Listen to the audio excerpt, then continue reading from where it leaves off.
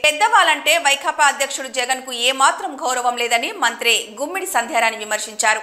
మంగళగిరిలోని తెదేపా కార్యాలయంలో నిర్వహించిన మీడియా సమావేశంలో ఆమె మాట్లాడారు. జగన్ ఏం మాట్లాడుతున్నారో ఆయనకైనా అర్థమవుతోందా? ఆయనకు మతి భ్రమించినట్లుగా ఉందన్నారు. 20,000 కోట్ల అప్పు చేసిన పెద్ద మనిషి ఆ డబ్బులతో ఏం చేశారో చెప్పాలన్నారు. ఏప్రిల్ మేలో 20,000 కోట్లు అప్పు చేశారని, వెంటనే ఎన్నికలు వచ్చాయని ఆ డబ్బుతో ఏం చేశారో చెప్పాలని సంధ్యారాణి మండిపడ్డారు. ముఖ్య కార్యక్రమం మీ అందరికీ తెలుసు.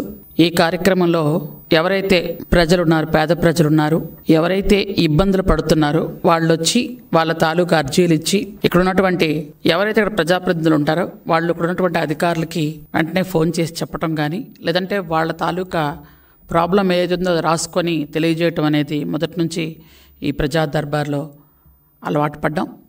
అది చేసుకుంటూ వెళ్తున్నాం.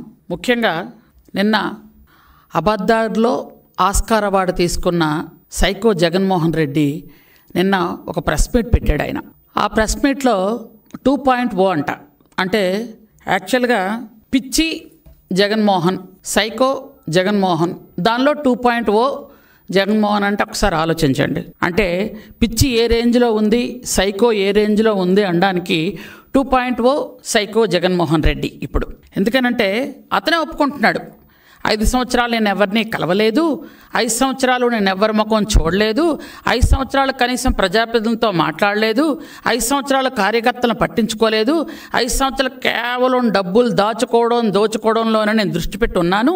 ఇప్పుడు అలా కాదు, ఇప్పుడు జగన్మోహన్ రెడ్డి 2.0 అంటే ఇంకా దోచుకోవడం ఎలాగో నేను మీకు చూపిస్తాను, కాబట్టి ఇప్పుడు అందరినీ కలుస్తాను అని చెప్తున్నాడు ఆయన.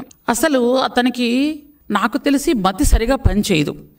ఎందుకనంటే ఆయన ఆత్మలతోని వాళ్ళ నాన్నతోని మాట్లాడుతూ ఉంటాడు. మనకెప్పుడు తెలిసిన విషయమే, ఎందుకంటే గత చాలా సంవత్సరాలుగా మనం వింటున్నాం, చూస్తున్నాం. అయితే ఆయనకి ఏంటంటే 4 సార్లు ముఖ్యమంత్రి చేసిన అభివృద్ధి సంక్షేమాన్ని 2 కళ్ళు ముందుకు తీసుకెళ్తున్న పరిపాలనా దక్షుడిగా పేరు పొందిన శ్రీ గౌరవ ముఖ్యమంత్రి వర్యులు నారా చంద్రబాబు నాయుడు గారిని విమర్శిస్తున్నాను అని కూడా ఒంటి మీద తెలివి లేకుండా మతి భ్రమించి మాట్లాడుతున్న ఒక మనిషి, మానసికంగా పూర్తిగా జబ్బు పడిపోయిన మనిషి గురించి మాట్లాడాలంటే నాకు జాలేస్తుంది యాక్చువల్గా.